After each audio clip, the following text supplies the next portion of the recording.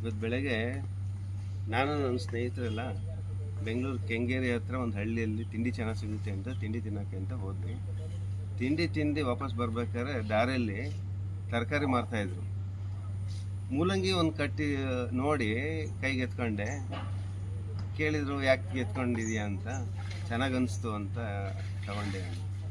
ಯಾಕೆ ಚೆನ್ನಾಗಿ ಅನಿಸ್ತು ಅಂತಂದರೆ ಅದನ್ನು ನೋಡ್ತಾ ಇರಬೇಕಾದ್ರೆ ಮೊದಲು ಈ ಮೂಲಂಗಿ ಸೊಪ್ಪೇನಿದೆಯಲ್ಲ ಈ ಚೋಟುದ್ದ ಇರೋವಂಥದ್ದು, ಹೆಚ್ಚಿಗೆ ಬೆಳೆದಲ್ಲೇ ಇರೋವಂಥದ್ದು.